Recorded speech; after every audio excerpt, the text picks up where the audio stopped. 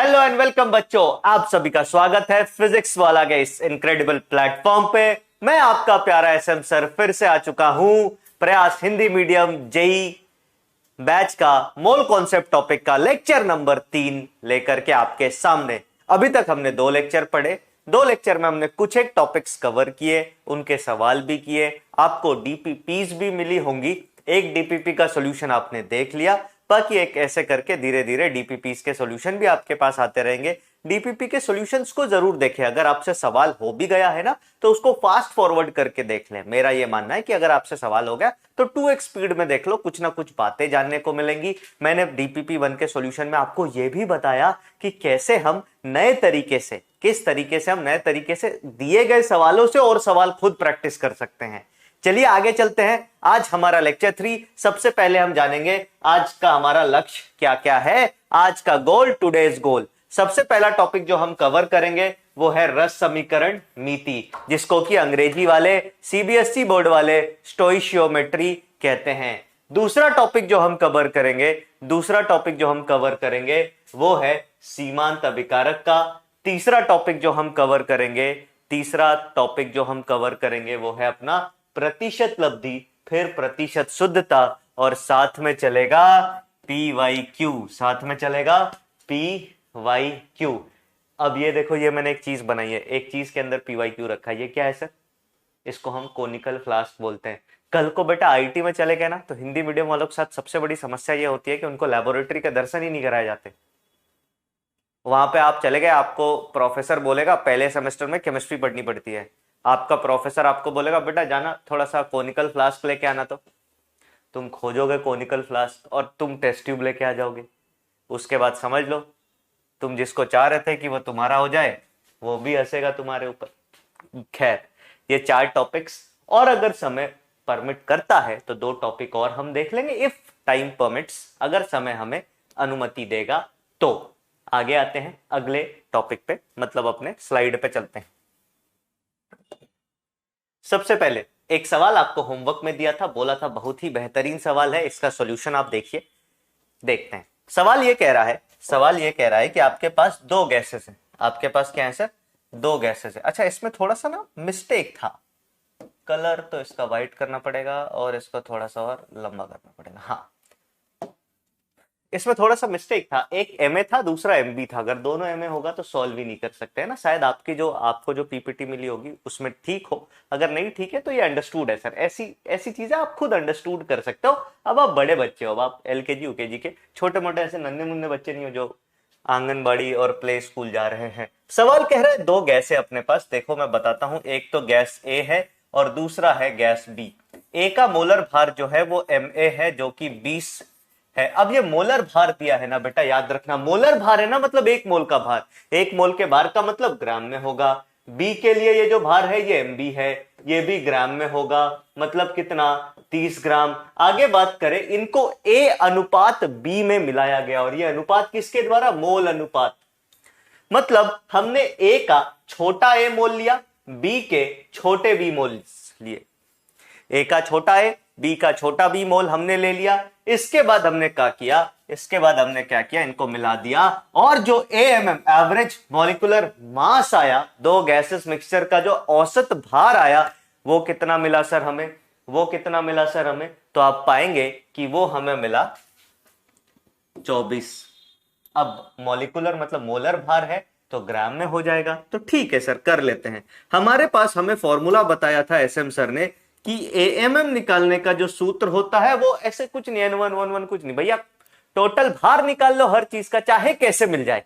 दिया हुआ हो तो दिया हुआ ले लो, और उसको भाग दे दो किससे सर? उसको भाग दे दो टोटल मोल से। तो आप बोलोगे ठीक है सर, पहले वाले केस के लिए, केस 1 की अगर मैं बात करूं तो केस 1 के लिए टोटल भार होगा, A के मोल मैंने A मान लिए, B के मोल छोटे B मान लिए, तो मोल की संख्या इंटू मोलर भार प्लस B के मोल की संख्या इंटू B का मोलर भार, और इसको भाग दे दिया किससे? सर A प्लस B से। बोलो बात समझ में आई तो हाँ या ना?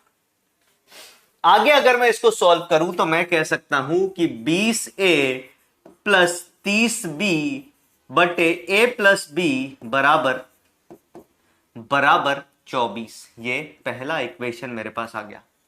This is our equation number first. हमसे पूछा कि नहीं हमें ए और बी के रेशियो में नहीं, बी और ए के रेशियो में चाहिए। केस 2 में हमने क्या किया सर, इनको किस रेशियो में मिला दिया, बी इज टू ए के रेशियो में, बी अनुपात ए में मिलाया। तो ए जो था गैस, बड़ा ए गैस था, बड़ा बी गैस था। इसका मोल हमने लिया छोटा बी और इसका मोल हमने लिया छोटा ए। अब अगर हम ए एम एम का सूत्र लिखें, अब अगर हम ए एम एम का सूत्र लिखें तो यहां से कुल भार आएगा। कुल भार कितना आ जाएगा सर, फटाफट बता दे। तो आप बोलोगे सर कुल भार जो होगा वो, इसका मोलर भार अभी भी 20 ग्राम है, इसका मोलर भार अभी भी 30 ग्राम है, केवल इनकी मात्रा बदल दी आपस में। तो आप बोलोगे ए एम एम हो जाएगा बी, मतलब बड़े ए के मोल जो कि छोटा बी है, इंटू इसका मोलर भार, प्लस बड़े बी का मोल जो कि छोटा ए है, इंटू इसका मोलर भार, और इस पूरे को भाग दे देंगे कुल मोल से जो कि अभी भी ए प्लस बी है, जो कि अभी भी ए प्लस बी है। अब आप इन दोनों इक्वेशन से क्या करेंगे, कैसे करेंगे, बड़ा ही कंफ्यूजन है, तो सुनते जाइएगा सर। आपको ना ये निकालना है और इसमें ए और बी का अनुपात है, तो कुछ मत करो, इसको थोड़ा सा एक्सपैंड कर दो, थोड़ा सा। कैसे, ये 24 के बराबर है तो इसको मैंने क्या किया, इस भाई साहब को मैंने इधर भेज दिया, इधर। तो मैं क्या लिख सकता हूं इसके बाद देखेंगे, इंप्लाइज दैट यहां से लेकर के आ रहा हूं इसको इधर भेज के, तो मैं लिख सकता हूं सर 20a, क्या लिख सकता हूं सर, 20a प्लस 30b। ये किसके बराबर होगा सर, ये बराबर होगा 24a प्लस 24b के। बोलो हाँ या ना, सिंपल है ना सर। अब यहां से ए और बी में एक रेशियो निकाल लेंगे, ए और बी में एक रेशियो निकाल लेंगे। तो मैं क्या करता हूं, ए को इस तरफ और बी को इस तरफ लेके आता हूं, तो मैं लिखूंगा 6b बराबर 4a, और बी को लिख दूंगा 4/6a, और लिख सकता हूं 2/3a। मतलब मेरे पास एक रेशियो आ गया कि b जो है वो 2/3a के बराबर है। b जो है वो 2/3a के बराबर है। क्लियर है क्या ये बात, बोलो हाँ या ना। केस 2 पे आते हैं। अब इसमें कुछ नहीं करना सर, b का मान ऐसे उठाओ और ऐसे चिपका दो, b का मान, छोटके b का मान ऐसे उठाओ और ऐसे चिपका दो। तो यहां पे आप क्या लिखोगे, और मैं क्या लिख सकता हूं, 20 इंटू बी, 20 इंटू बी करेंगे तो कितना आ गया, 2/3a प्लस 30a बटे a प्लस b का मान फिर से लिख दिया 2/3a। अरे हाँ ना बोल, ठीक है सर, इसको थोड़ा सा सॉल्व करना पड़ेगा, थोड़ी मेहनत तो करनी पड़ेगी, बोला था अच्छा सवाल है सर। ऊपर आ गया 40/3a, पूरा लिख देता हूं, कुछ बच्चे घबरा जाते हैं कैलकुलेशन देख के। 40/3a प्लस 30a, इसका भाग दिया, इसको पूरे को भाग दिया किससे सर, a प्लस 2/3a, मतलब यहां पे कितना आ जाएगा सर, इसको टोटल ऐड करके लिख दूं क्या, चलो 3a प्लस 2a/3, एलसीएम ले लिया, ऊपर में भी एलसीएम ले लेंगे, बराबर यहां पे चल रहा है सर, बराबर यहां पे चल रहा है। और इसको लिख सकते हैं 3 यहां पे लिया, 90 और 40 कितना हो जाता है सर, 130 होता है क्या, बोल हाँ या ना। 90 और 40 130 होता है क्या, बिल्कुल होता है सर। तो 130a/3, 130a/3, इसको भाग दिया किससे, 5a/3 से, 3 से 3 कटा, a से a कटा, 130 को 5 से काटा तो आंसर आया 26 ग्राम। तो इसका औसत मोलर या औसत आणविक भार, मतलब एक मोल गैस का जो भार है वो कितना आएगा सर, 26 ग्राम, और 26 हो गया हमारा आंसर। हाँ, तो इसका आंसर कितना आ गया, 26 ग्राम। जिन भी बच्चों का आंसर 26 ग्राम आया है उनको बहुत सारी बधाइयां, जिनका नहीं आया वो सीखे तरीका कैसे हमने क्या किया। यहां पे कैसे दिमाग लगाना सीखना है सर, बेसिकली एडवांस आपके दिमाग लगाने के, आपके कंसेप्चुअल स्किल सेट को टेस्ट करने का एक परीक्षा है, एक एग्जाम है सर। तो जेई एडवांस में फोड़ना है ना बेटा, तो खुद से सोचना सीखना होगा, खुद से दिमाग लगाना सीखना होगा। जिस दिन ये काम सीख गए ना भैया, फिर आपको कोई रोक, दुनिया की कोई ताकत तुम्हारे सामने कुछ नहीं कर सकती यार। एक सवाल और दिया था जेई मेंस का, उसको अपन डीपीपी में ही डिस्कस कर लेंगे, that will be included in your DPP. आगे आते हैं, नेक्स्ट चलते हैं। आज का टॉपिक है रस समीकरण नीति, जिसको हम हिंदी में कहते हैं स्टोइशियोमेट्री, रस समीकरण नीति या स्टोइशियोमेट्री, ठीक है। रस समीकरण नीति या रस समीकरण स्टोइशियोमेट्री जब आप पढ़ते हो तो एक टॉपिक, एक पॉइंट आता है जिसमें आप बहुत ज्यादा, जिससे रिलेटेड चीजें पूछी जाती हैं, वो है रस समीकरण नीतिय गुणांक। ये बात आप बहुत बार सुनोगे मेरे मुंह से, रस समीकरण नीतिय गुणांक। ये रस समीकरण नीतिय गुणांक क्या होता है सर? तो याद रखना, किसी संतुलित, किसकी बात कर रहा हूं मैं?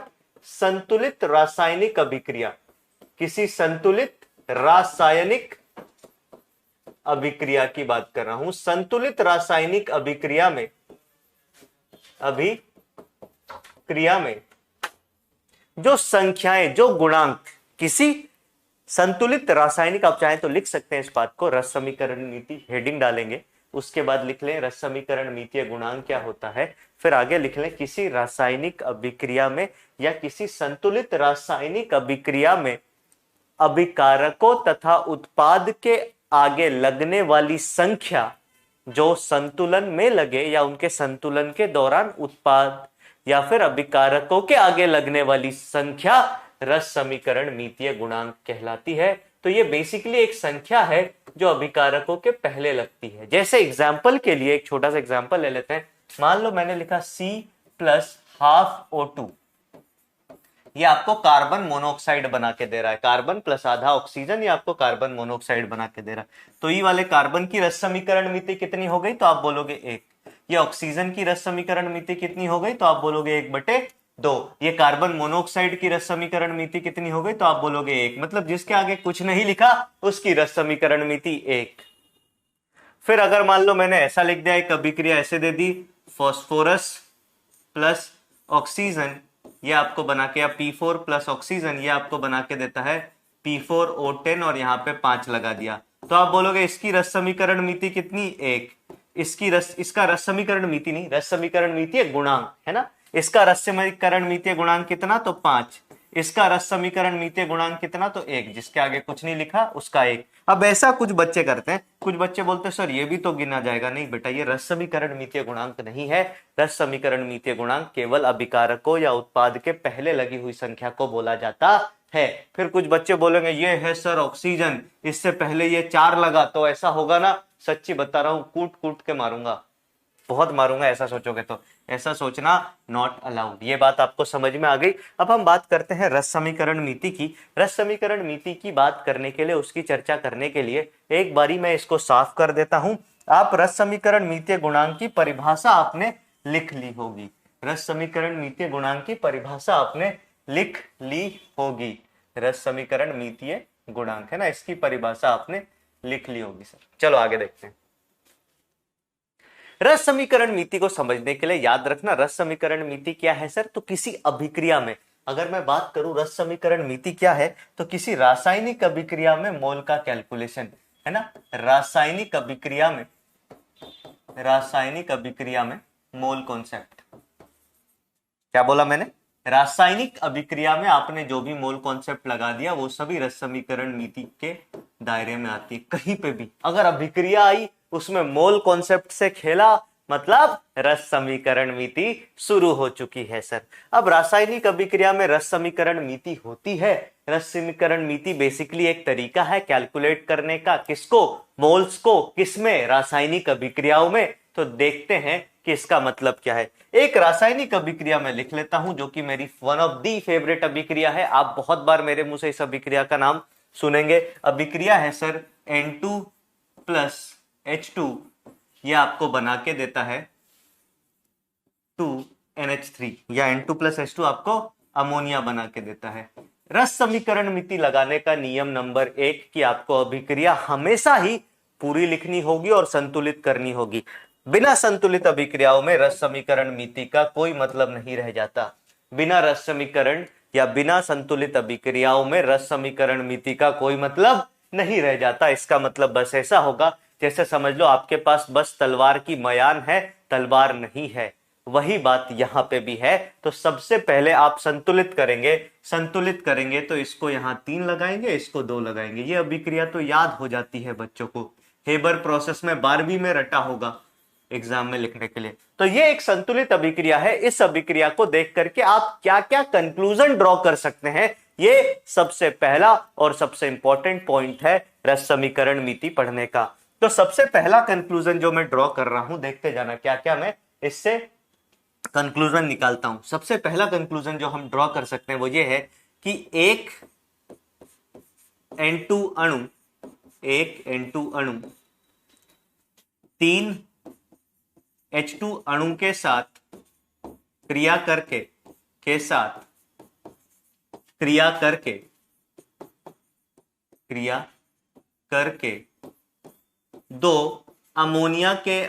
दो अमोनिया के अणु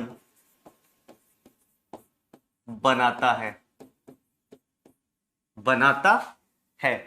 ये सबसे पहला पॉइंट। बनाता थोड़ा सा है, इधर चिपका देते।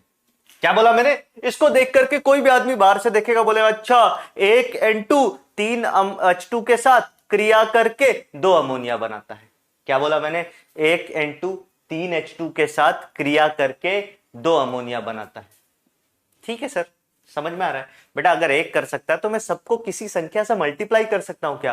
तो आप बोलोगे हाँ सर, कोई भी संख्या अपनी मर्जी का ले लो। मान लो मैंने 10 ले लिया, सबको 10 कर दिया, नाइट्रोजन का 10 अणु ले लिया। क्या ले लिया सर? नाइट्रोजन के 10 अणु ले लिए, तो 10 N2 अणु। अब ये भी 30 H2 अणु के साथ क्रिया करके 20 अमोनिया के अणु बनाता है या बनाते हैं? बात समझ में आई? 10 से गुणा कर दिया बेटा। अगर 10 से गुणा करने में कोई समस्या नहीं आ रही है तो हम एवोगैड्रो संख्या से भी तो गुणा कर सकते हैं। तो आपने बोला हाँ सर, क्यों नहीं, बिल्कुल बेशक। तो कर दिया गुणा। तीसरे नंबर पे आते हैं। मैंने क्या बोला? N2 अणु 3 H2 अणु के साथ क्रिया करके 2 अमोनिया के अणु बनाते हैं। वाह सर, ये तो बढ़िया लग रहा है। अब बेटा Na अणु किसी भी चीज का 1 मोल नहीं होगा क्या? 3Na अणु किसी भी चीज का 3 मोल नहीं होगा क्या? 2Na अणु किसी भी चीज का 2 मोल नहीं होगा क्या? आप बोलोगे होगा, होगा और होगा। तो चौथा पॉइंट हम ये लिख सकते हैं कि 1 मोल अमोनिया 3 मोल 1 मोल अमोनिया 3 मोल H2 के साथ क्रिया करके 2 मोल NH3 के बनाता है। अब आपके मन में एक सवाल आएगा, ठीक है सर, अगर 1 मोल की बात की तो 10 मोल की भी बात कर सकते हैं, 15 मोल की भी बात कर सकते हैं, 20 मोल के भी। तो आप सोचो, इस अभिक्रिया को देख के हमने मोल पे खेलना सीख गए। लेकिन जो सबसे बड़ा मिसकंसेप्शन होता है, जो एक गलत अवधारणा बहुत सारे बच्चों के मन में होती है, उसको मैं सबसे पहले अब दूर करने की कोशिश कर रहा हूं। बहुत सारे बच्चों के मन में ये पॉइंट आता है, देखिएगा सर, गौर फरमाइएगा इस पॉइंट पे। उसको मैं लाल रंग से लिख देता हूं। और आप में से बहुत सारे बच्चे प्रयास 2.0 में, कुछ बच्चे होंगे जो अभी हिंदी मीडियम में स्विच कर गए, उन्होंने पढ़ा भी होगा, मैंने वहां पे क्लास ली थी। और ये बात मैं आपको अभी बोल रहा हूं, जो अगला पॉइंट लिख रहा हूं उसको लिख के काट देना है, तो लिखना है, ऐसा नहीं लिखना नहीं अपनी कॉपी में। 5वें पॉइंट पे आते हैं सर, 5वां पॉइंट जो आप अपनी कॉपी में लिखेंगे। अच्छा, एक बच्चा बोल रहा था सर क्या अपने क्लास वर्क की कॉपी, मतलब क्लास में जो काम दिया उसकी कॉपी और डीपीपी की कॉपी अलग बनाए? बिल्कुल अलग बनाओ सर। ये कॉपियां अलग बनाने से क्या होगा ना, एक रफ कॉपी ले लो, बहुत अच्छी कॉपी की पन्नों की जरूरत नहीं भी है, पर डीपीपी के लिए एक रफ कॉपी ले लो और उसमें डीपीपी ही बनाओ केवल। उससे क्या होगा, सारे सवाल एक जगह बने होंगे, कभी डाउट हुआ तो वहां से पूछ सकते हो, खुद की कॉपी से खुद से सीख सकते हो। हाँ भैया, 5 नंबर पे आते। तो किसी बच्चे के मन में खुराफात आया, मान लो मेरा प्यारा स्टूडेंट जिसका नाम है चिंटू। चिंटू ने क्या बोला, ओहो सर इतना कुछ लिख दिया, तो द्रव्यमान पे भी खेल जाओ ना। तो 1 ग्राम अमोनिया 3 ग्राम H2 के साथ क्रिया करके 2 ग्राम अमोनिया बनाती है। ये भी सही होना चाहिए सर। पर बेटा तुमने ना बचपन में एक चीज पढ़ा, द्रव्यमान संरक्षण का नियम। अब द्रव्यमान संरक्षण के नियम के हिसाब से अगर चलो तो तुमने यहाँ पे लिया 1 ग्राम, यहाँ पे लिया 3 ग्राम और यहाँ पे लिया 2 ग्राम, मतलब ये 4 ग्राम पूरी तरीके से परिवर्तित हो गए 2 ग्राम में। मतलब तुमने द्रव्यमान ही गायब कर दिया, द्रव्यमान ही उड़ा दिया। केमिस्ट्री के कॉन्सेप्ट का तो तुमने क्या बोलते हैं उसको, वारे न्यारे कर दिए। ऐसा नहीं है सर, ऐसी गलती ना करें प्लीज, ऐसी गलती ना करें कभी भी। रस समीकरण मिति द्रव्यमान पे ना लगाएं। इसी के लिए मैंने बोला था इसको लिखना जरूर, इसको लिखना जरूर और लिख करके इसको अपनी कॉपी पे ऐसे स्ट्राइक आउट कर देना। बोलना अगर ये काम किया तो मैं गधा, मैं गधी, अपने हिसाब से अप्लाई कर लेना। जो गधे होंगे, जो क्या बोलते हैं मेल होंगे, वो गधा लिख लें, जो फीमेल्स होंगी क्लास में वो गधी लिख ले। ये काम करना ही नहीं है सर, जिंदगी में कभी नहीं करना है सर।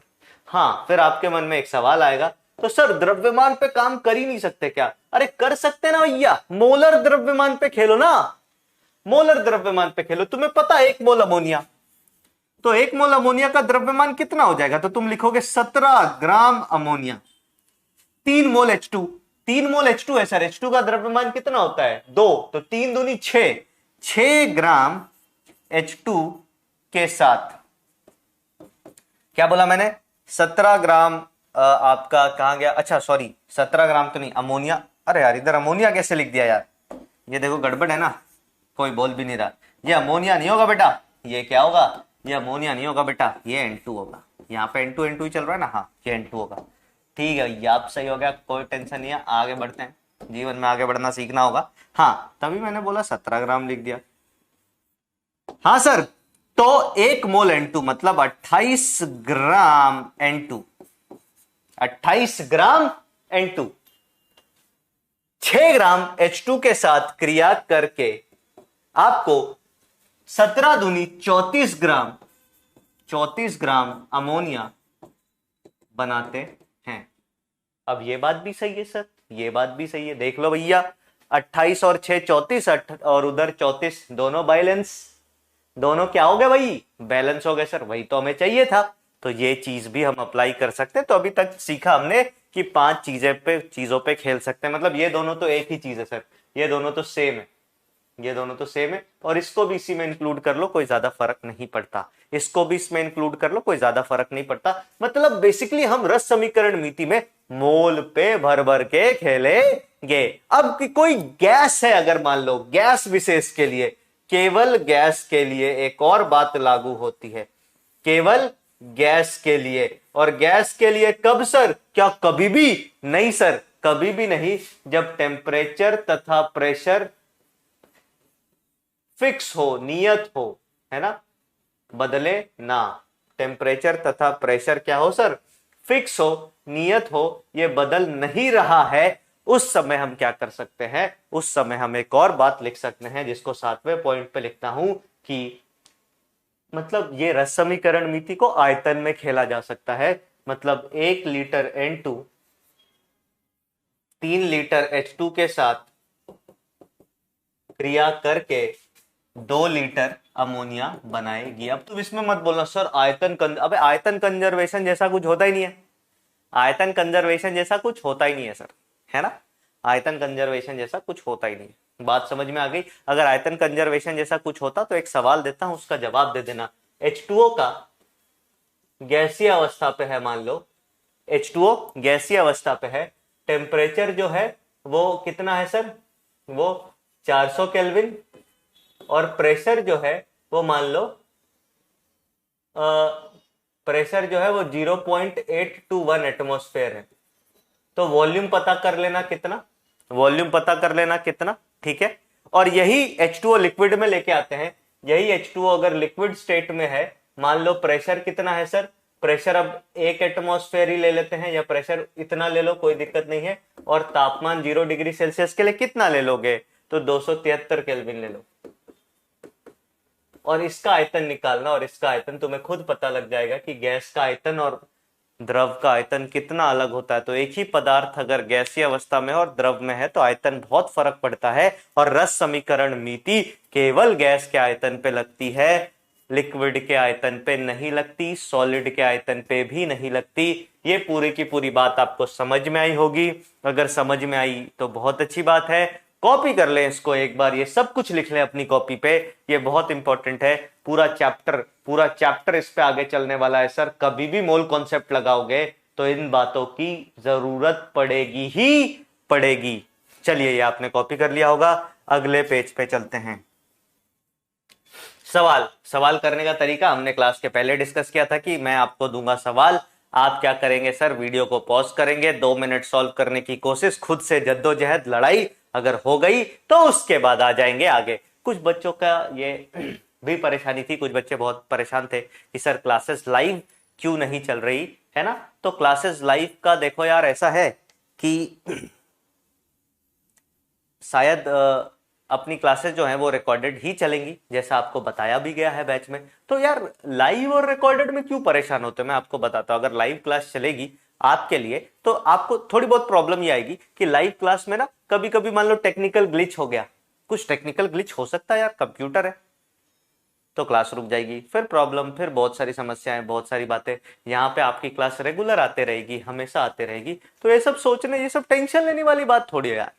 अबे ये सब टेंशन लेने वाली बात ही नहीं है सर। अपने को करनी है पढ़ाई, और पढ़ाऊंगा और जोरदार तरीके से पढ़ाऊंगा, ये याद रखना बस। हाँ भैया, सवाल इतने देर में कर लिया होगा, जवाब देख लेते हैं। ये क्या कह रहा है, 20 ग्राम CaCO3 के अपघटन से प्राप्त होने वाले CO2 का आयतन STP पर ज्ञात करें। अरे सर ये तो पता ही नहीं क्या पूछ दिया, मतलब सीधा ही तीर निशाने पे। नहीं सर, बहुत सिंपल सवाल है, रस समीकरण नीति का सवाल है। ये सारे के सारे सवाल रस समीकरण नीति हैं। अभिक्रिया कराई, उत्पाद पूछ लिया, कुछ और पूछ लिया, कुछ तीसरा, कुछ चौथा, कुछ पांचवा, कुछ भी पूछ लिया सर। ये रस समीकरण नीति के सवाल ऐसे होते हैं। सवाल क्या कह रहा है कि कैल्शियम कार्बोनेट है, इसका तापीय अपघटन किया, अपघटन मतलब गर्म करके तोड़ दिया, तो ये आपको बना के देता है calcium oxide plus carbon dioxide. बहुत ही बढ़िया सर, सिंपल है सर। सवाल कह रहा है कि 20 ग्राम इसके थे, तो सवाल करने का तरीका सीखो, कैसे सॉल्व करते हैं इसके सवालों को। तो कभी भी आपको अगर वजन दे दिया तो W लिख लो, क्या लिख लो, W। आयतन दिया तो V लिख लो, जो भी दिया उसको लिख लो, और यहां पे लिख लो भैया E वाला सॉलिड, E वाला सॉलिड, E वाला गैस। क्योंकि सॉलिड पे आयतन लगाए तो बर्बाद हो जाओगे, जीवन में कोई नहीं रोक पाएगा तुम्हें बर्बाद होने से। तो W इसका दे रखा है, जिसका भी W दे रखा है उसका W वही नीचे चिपका दो। इसका W 20 ग्राम दे रखा है, बाकी कुछ नहीं दे रखा। उत्पाद है सर, नहीं बना है, बाद में बनेगा तो बना लेंगे। अब हम नंबर ऑफ मोल्स निकाल लेंगे। क्या निकाल लेंगे, N लिख दिया, N का मतलब नंबर ऑफ मोल। अब बार बार फॉर्मूला नहीं लिखेंगे सर, नंबर ऑफ मोल का फॉर्मूला SM सर ने आपको बता रखा है। क्या होगा सर, दिया गया भार बटे मोलर भार। तो दिया गया भार 20 और मोलर भार इसका होता है 100 ग्राम। तो ये 20 बटे 100, इसका मतलब ये 0.2 मोल आएगा। बोलो हाँ या ना। मतलब इसके मोल 0.2 थे शुरुआत में, ये 0 और ये 0, कुछ भी नहीं था। अभिक्रिया होने के बाद ये खत्म हो जाएगा सर, अभिक्रिया होने के बाद ये खत्म हो जाएगा। अब रस समीकरण मिति कैसे लगाते, फॉर्मूला लगा सकते हो। एक तरीका है फॉर्मूला लगा के लगाने का, दूसरा तरीका दिमाग लगा के लगाने का। और मैंने आपको फिर बोला भैया, दिमाग लगा के लगाना सबसे बढ़िया तरीका होता है। ये 0.2 मोल है, कितना भैया, 0.2, ये हो जाएगा खत्म। इसके 1 मोल से, रस समीकरण मिति ऐसे कहती है, देखो ना यहाँ पे, इसके 1 मोल से इसका 3 मोल क्रिया करेगा और इसके 2 मोल, तो 1 से 2 बन रहा है, 1 से 2 बन रहा है, तो जितने हैं उससे उसके हिसाब से बना दो यार।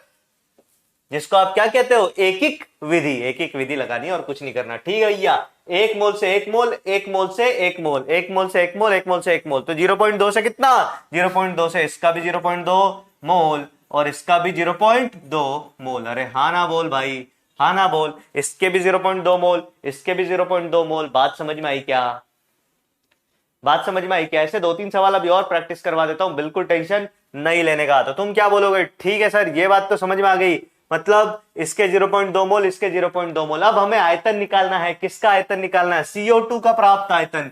CO2 का प्राप्त आयतन 0.2 लीटर थोड़ी होगा। अब मोल आ गया किसका, गैस का। कंडीशन दे रखी है, कौन सी कंडीशन दे रखी है सर, कौन सी, STP। STP का मतलब मोलर आयतन कितना, फटाफट बताएंगे, 22.7 लीटर। तो 1 मोल का आयतन 22.7, तो इतने मोल का आयतन, आयतन ऑफ CO2 कितना हो जाएगा, 0.2 number of mole into molar आयतन, जो कि हो गया 0.2 इंटू 22.7। तो ये कितना आ गया सर, ये आ गया 5 या 4.54, ये कितना आ गया सर?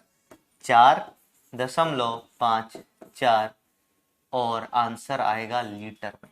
बोलो बात चमकी या नहीं चमकी? सिंपल कैलकुलेशन किया सर, सिंपल मोल कॉन्सेप्ट लगाया। क्या किया? इसके मोल निकाल लिए, इसके मोल से बाकी सभी के मोल निकाल दिए। यही होती है रस समीकरण मीति। क्या होती है सर? ये रस समीकरण मीति। बोलो बात समझ में आई, हाँ या ना? बोलो ये बात समझ में आई, यस और नो? अगर बात समझ में आ गई तो फटाफट एक सवाल, एक एक पॉइंट और बता देता हूं, फिर आगे बढ़ेंगे सर। एक आधा सवाल चाहो तो और करवा दूं, या एक आधा पॉइंट बता दूं? देखो रस समीकरण मीति के लिए, अरे यार इसका कलर बदलना पड़ेगा। रस समीकरण मीति के लिए ना 2-3 बातें इंपॉर्टेंट होती है जो आपको ध्यान में रखनी है। रस समीकरण मीति के लिए 2-3 बातें इंपॉर्टेंट जो आपको अपने जहन में रखनी है हमेशा। सबसे पहली बात, अभिक्रिया संतुलित होनी चाहिए। आप चाहे तो नोट करके लिख ले कहीं पे, नोट करके पॉइंट, अरे आप चाहे तो क्या करें सर? नोट करके पॉइंट लिख ले कहीं पे। आप क्या करें सर? नोट करके पॉइंट लिख ले कहीं पे, है ना? क्या लिखने के लिए कह रहा था मैं? कि रस समीकरण नीति, जिसको स्टोइशियोमेट्री कहते हैं, रस समीकरण नीति, इसको थोड़ा सा बड़ा कर लेते हैं।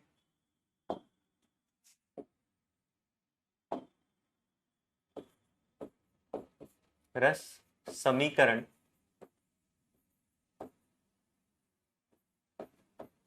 नीति, है ना? रस समीकरण मिति की अगर हम बात करें तो रस समीकरण मिति में क्या होता है? हमेशा हमेशा एक पॉइंट इंपॉर्टेंट रखना कि अभिक्रिया संतुलित होनी चाहिए। अभिक्रिया संतुलित होनी चाहिए।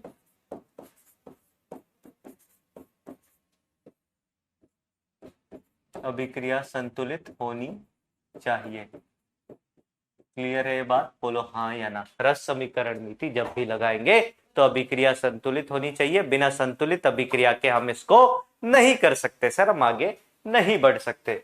रस समीकरण नीति की एक अभिक्रिया और ले लेता हूं। देखो अभिक्रिया है छोटा ए बड़ा ए प्लस छोटा बी बड़ा बी गिव्स छोटा सी बड़ा सी। क्या बना के देता है सर? छोटा सी बड़ा सी प्लस छोटा डी बड़ा डी। अब यहां पे याद रखना ए comma B comma C comma D, ये सभी छोटे ए छोटा बी छोटा सी और छोटा डी, ये सभी क्या है? ये सभी रस समीकरण मीतीय गुणांक हैं। रस समीकरण मीतीय गुणांक हैं।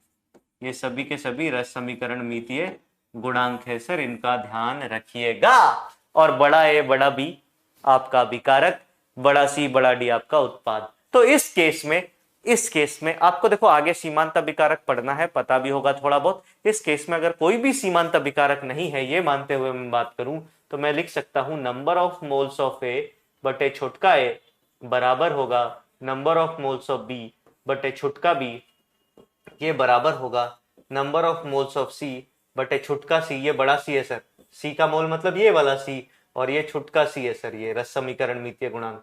ये बराबर होगा number of moles of D बटे छुटका डी। मतलब सभी के जो नंबर ऑफ मोल हैं, सभी के जो नंबर ऑफ मोल हैं वो उसके रस समीकरण मीतीय गुणांक के अनुपात में ले लो तो सब बराबर आएंगे सर। अब ये फॉर्मूला क्या हर जगह लगेगा? क्योंकि हर जगह नहीं लगता, इसी के लिए मैं आपको प्रेरित करूंगा कि इसको रटने वटने के चक्कर में मत पढ़ना कि भाई इसको ऐसे रट लिया उसको ऐसे रट लिया। ये हर जगह नहीं लगेगा सर, ये बस एक छोटा कॉन्सेप्ट है जो आगे चल के बदल जाएगा। आगे ये केवल आप सीमांत अभिकारक के लिए लगा सकते हो, बाकियों के लिए नहीं लगा सकते। तो ऐसे भी किया जा सकता है। चलो मान लो एक सवाल आपको देता हूं, इस सवाल को करो फिर हम आगे बढ़ेंगे। एक सवाल है क्वेश्चन कि यदि यदि HCl को CaCl2 के CaCO3 ले लो, कैल्शियम कार्बोनेट के साथ क्रिया कराने पर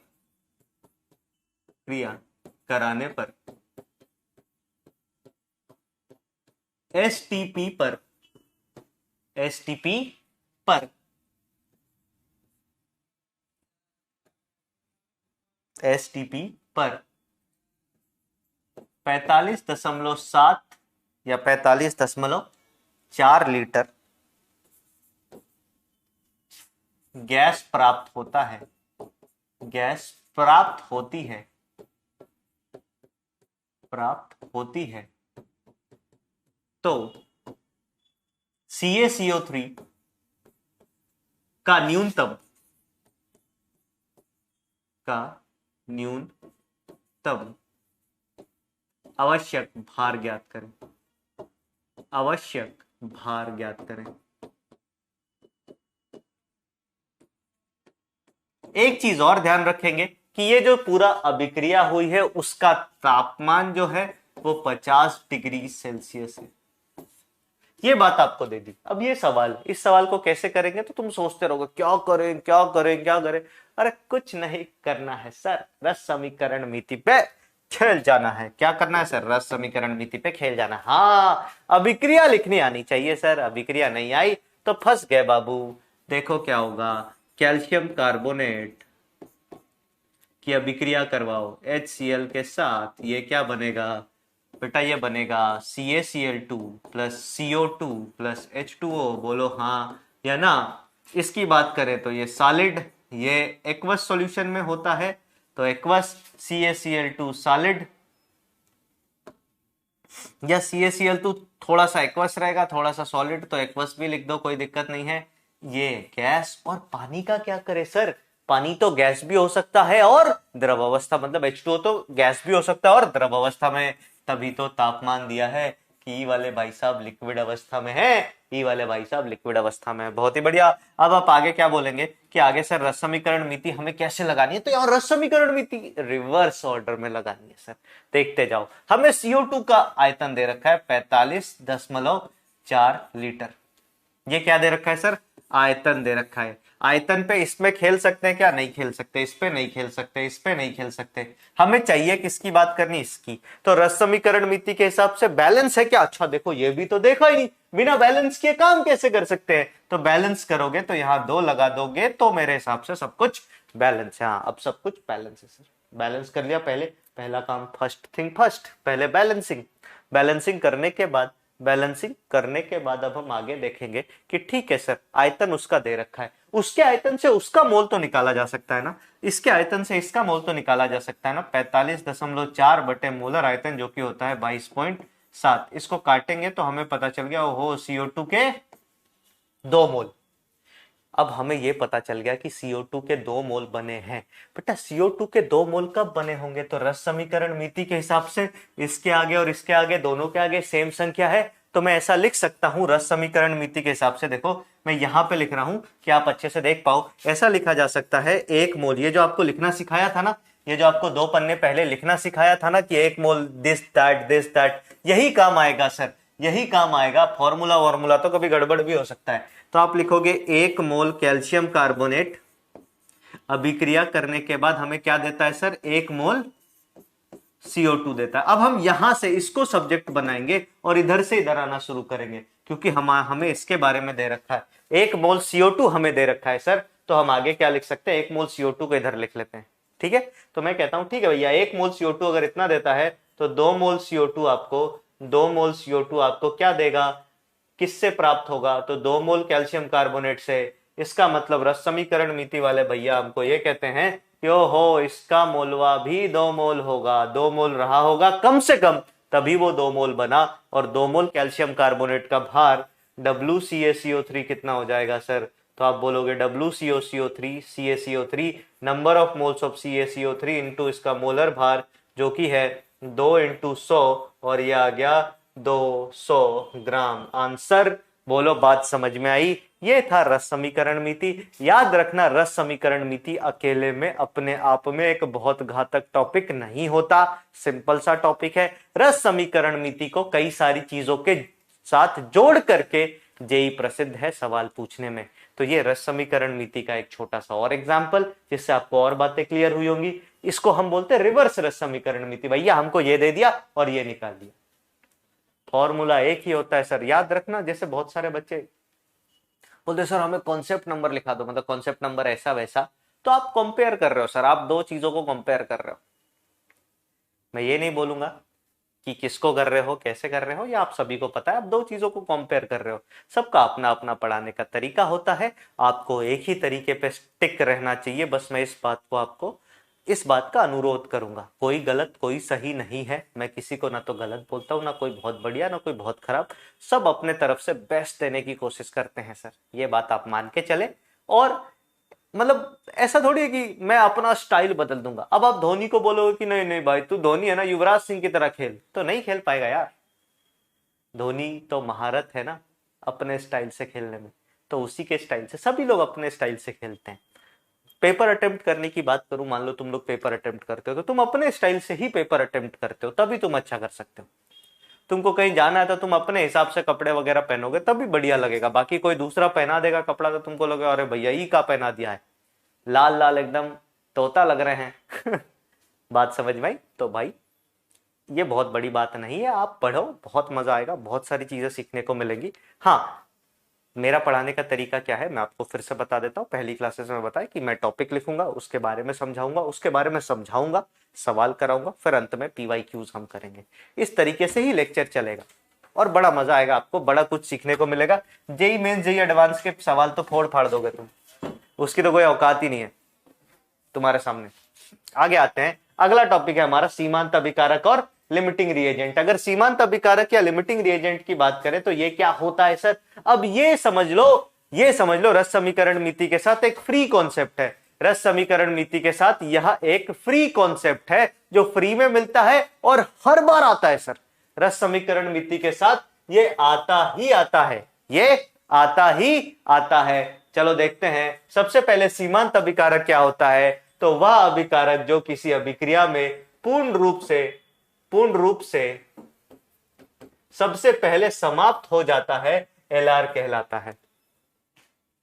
मतलब किसी प्रोसेस में जिस चीज की कमी सबसे पहले आई, जो चीज सबसे पहले समाप्त हुआ, जैसे सुनना, बड़ा प्यारा एग्जांपल, इसको सुनना ध्यान से। एक एग्जांपल मैंने पहले भी दिया था एक बैच में, पानी पूरी वाले का, पानी पतासे वाले का, पर अभी पानी पतासे वाले का एग्जांपल नहीं, एक नॉर्मल एग्जांपल समझो कि सीमांत अभिकारक क्या है सर। आईटी बॉम्बे की सीट है सीमांत अभिकारक, आईटी बॉम्बे का कंप्यूटर साइंस है सीमांत अभिकारक, सबसे पहले खत्म होता है, तो वही है सीमांत अभिकारक। अगर वहां तक पहुंचना है ना बेटा, तो अपने आप को उस लेवल का बनाना पड़ेगा, उस लेवल का। और बहुत कम ऐसा देखा गया है, इससे हताश नहीं होना, मैं जो बात बता रहा हूं ना इससे हताश नहीं होना है, पर बहुत कम ऐसा देखा गया है कि हिंदी माध्यम के छात्र आईटी बॉम्बे सीएसई पहुंच पाते हैं। इसका मतलब ऐसा नहीं है कि ये नहीं हुआ है या नहीं हो सकता है। आप हो सकते हो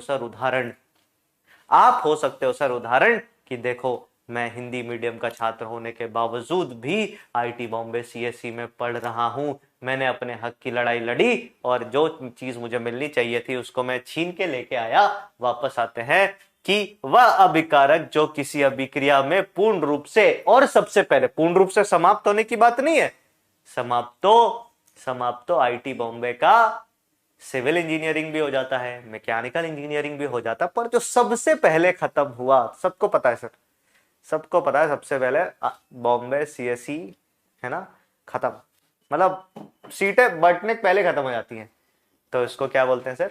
LR कहते हैं। बात समझ में आई? और याद रखना किसी अभिक्रिया में कितना उत्पाद बनेगा यह LR ही निर्धारित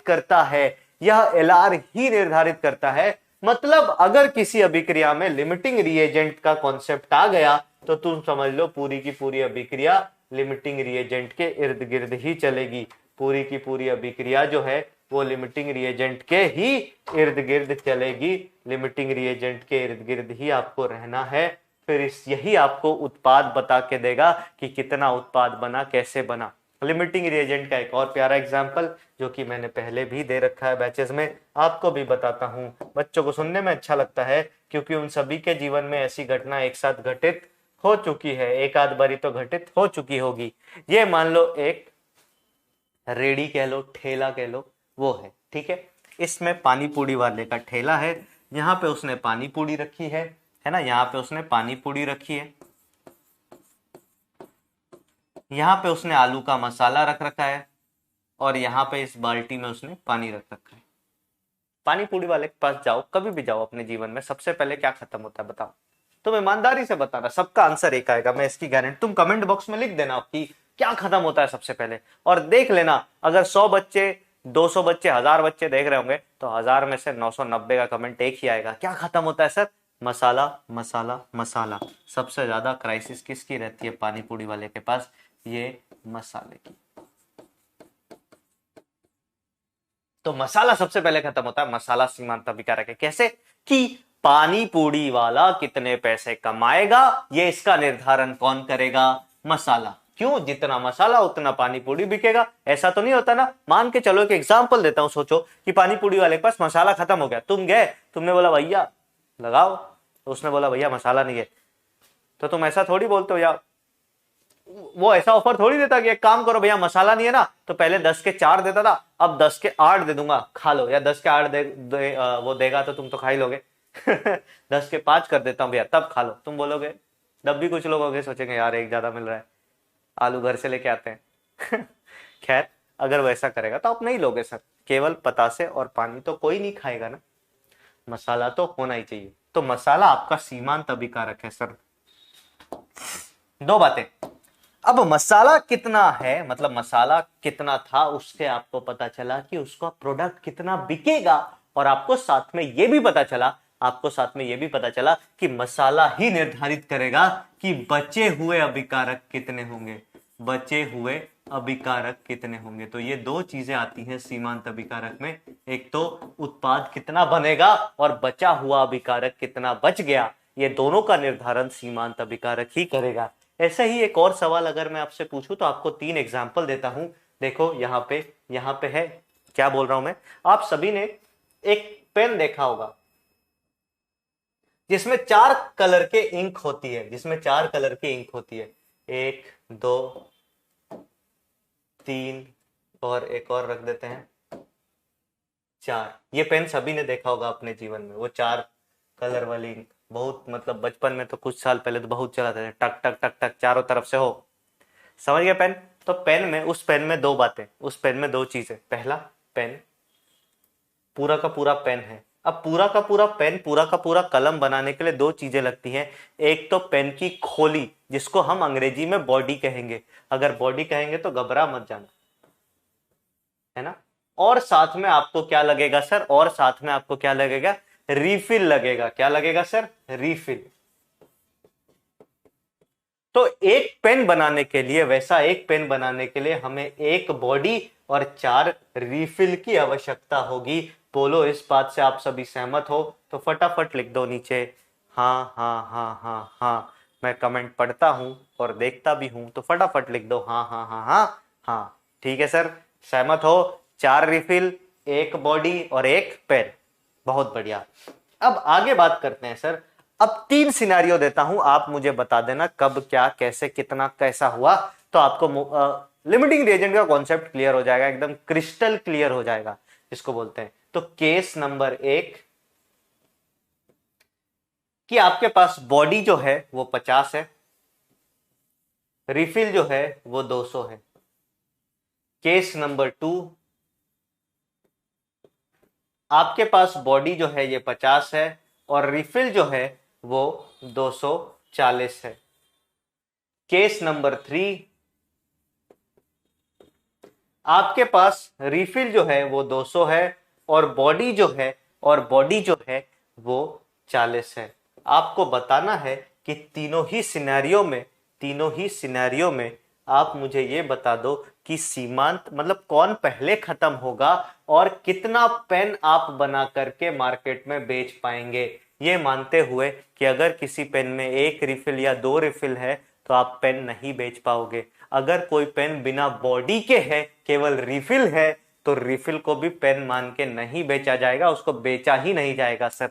अब इसको सोचने के लिए मैं आपको 1 मिनट का समय देता हूं, इसको फटाफट सोचिए और बताइए कि क्या लगता है आपके दिमाग में क्या बातें दौड़ रही हैं, क्या उथल पुथल चल रही है सर। तो अगर पहला वाला केस देखूं तो रस समीकरण मीति हमें बताती है एक बॉडी के लिए 4 रिफिल, तो 50 बॉडी के लिए 200 रिफिल, 50 चौके 200 सर, तो 200 रिफिल। तो कितने पेन बनेंगे? तो पेन रिफिल नहीं बनाता, पेन बॉडी बनाता है। तो एक बॉडी पे एक, तो पेन टोटल बनेगा 50। अरे हाँ ना बोल, या इससे भी देखोगे तो 4 रिफिल से एक पेन बना, तो 200 रिफिल से 50। तो किसी से भी बना लो सेम आंसर आएगा। पता है क्यों? क्योंकि दोनों ही प्रचुर मात्रा में थे, दोनों को ही जितनी मात्रा आवश्यक थी उतनी मात्रा आपको प्रोवाइड कराई गई थी।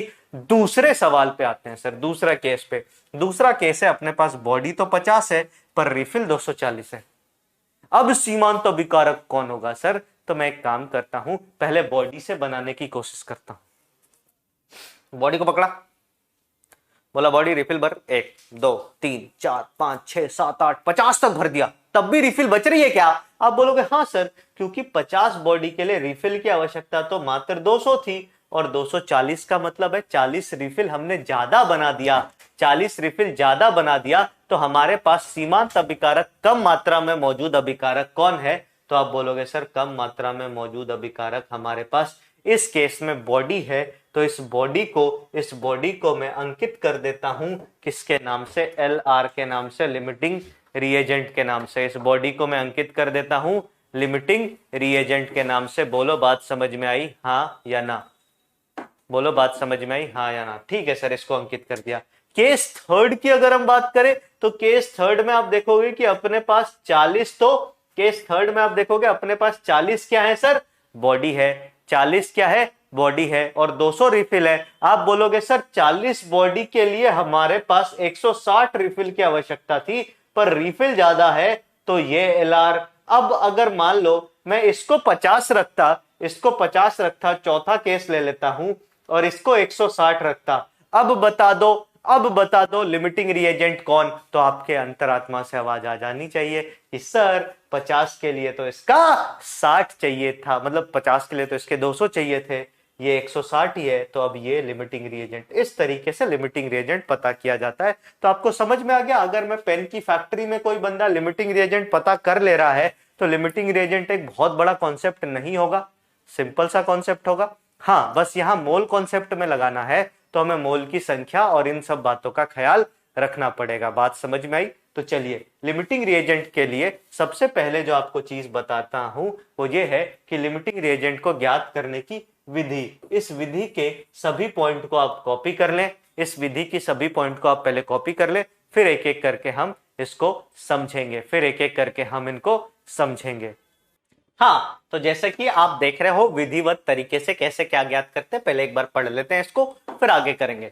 सबसे पहला पद है लिमिटिंग रिएजेंट ज्ञात करने के लिए कि आपको रासायनिक अभिक्रिया को संतुलित करना होगा, जो कि मैं पता नहीं कितनी बार से बताता आ रहा हूं और आगे भी बताता रहूंगा सर, कि रासायनिक अभिक्रिया को संतुलित करना one of the most important काम है। चाहे आप रस समीकरण मीति की बात करो, चाहे आप सीमांत अभिकारक की बात करो, क्योंकि सीमांत अभिकारक जो है, LR जो है, क्या बोला मैंने?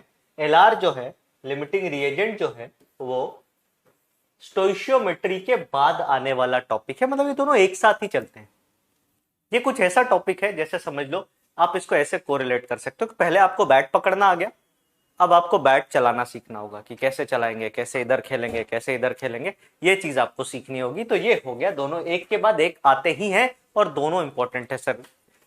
रस समीकरण मिति के बिना सीमांत अभिकारक अधूरा, सीमांत अभिकारक के बिना रस समीकरण मिति अधूरी। सेकंड पॉइंट पे आते हैं, ये क्या कहता है? सभी अभिकारकों के मोल ज्ञात करें। आपको क्या करना है? सभी के सभी अभिकारकों के मोल ज्ञात करना है, तभी आपको पता चलेगा कौन सा अभिकारक सीमांत अभिकारक है। अब यहां पे आपने नंबर ऑफ मोल्स ज्ञात कर लिए सभी अभिकारकों के। पॉइंट 3 ये कहता है कि सभी अभिकारकों के मोल को उनके अपने अपने रस समीकरण मितीय गुणांक से भाग करें। जैसे कि मान लो एक छोटी सी अभिक्रिया है, छोटा ए बड़ा ए प्लस छोटा बी बड़ा बी गिव्स छोटा सी बड़ा सी, है ना? इसमें सीमांत अभिकारक निकालने के लिए क्या करोगे? तो पहले नंबर ऑफ मोल निकाल लो। तो ये मान लो number of mole of A है, ये number of moles of B है, ठीक है? अभिकारकों का करना है, उत्पाद का तो उत्पाद तो कभी सीमांत अभिकारक हो नहीं सकता, नाम में ही अभिकारक छुपा है। अब आपको क्या करना है, तीसरे स्टेप में इसको इसके रस समीकरण मितीय गुणांक से भाग देना है, n number of moles of B बटे छोटा बी। इन दोनों में से जो मान सबसे छोटा होगा, 3 है तो 3 में से जो छोटा होगा, मान लो ये ऐसा आया, ये बड़ा है ये छोटा, तो जो मान इनमें से छोटा होगा उसी को हम लिमिटिंग रिएजेंट कह देंगे, उसी को हम सीमांत अभिकारक कह देंगे। सर ये परिभाषा हो गई किसकी, सीमांत अभिकारक की। क्लियर है क्या, इस तरीके से निकाल लिया। अब अगले बात में क्या आती है, देखो, जिस अभिकारक का पद 3 में ज्ञात अनुपात सबसे कम हो वह लिमिटिंग रिएजेंट होगा। पांचवें पद में आते हैं, पांचवा पद कह रहा है जो भी गणना करनी हो वह लिमिटिंग रिएजेंट के मोल जो पद 2 में निकाले थे, याद रखना गणना करने के लिए हमें वापस यहां चलना पड़ेगा।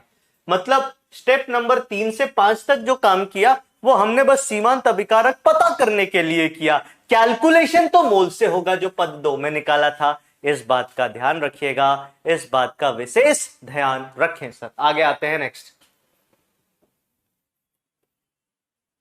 एक सवाल करते हैं। सर एक सवाल कर लेते हैं। पहले सवाल पहला कि यदि 10 ग्राम H2 और 50 ग्राम N2 क्रिया करके अमोनिया बनाते हैं तो 3 सवाल एक साथ।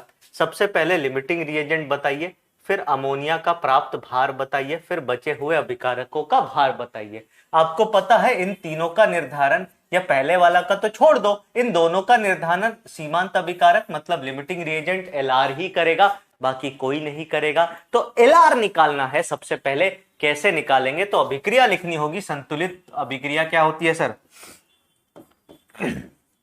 N2 प्लस 3H2 आपको बना करके देता है 2 अमोनिया। बहुत बढ़िया सर। अब हम क्या लिखेंगे, अगर W दे रखा है तो W लिख दो। W दे रखा है सबका कितना, N2 दे रखा है 50 ग्राम, H2 कितना दे रखा है सर 10 ग्राम, ये नहीं दिया है। ठीक है सर, नंबर ऑफ मोल्स कितना हो जाएगा, तो 50/28। इसके नंबर ऑफ मोल्स कितने हो जाएंगे सर 10/3। अब कुछ बच्चे पता क्या करते हैं, 10/3 इंटू 2 6 कर देंगे। अब इसका मोलर भार 6 थोड़ी है, और मोलर भार 3 भी नहीं है सर। जिसने 3 लिखा वो भी गलत, जिसने 2 लिखा वो सही, जिसने 2 लिखा वो सही। बात समझ में आई, 6 भी नहीं लिखना है, 3 भी नहीं लिखना, ये हो गया 10/2। तो इसके मोल कितने आ गए सर 50/28, ऐसे ही रहने देते हैं। इसके मोल कितने आ गए सर 5। हाँ ना बोल, ठीक है सर। अब ये था स्टेप 1, स्टेप 2, स्टेप 3 में हम आते हैं, और स्टेप 3 में हमें क्या करना है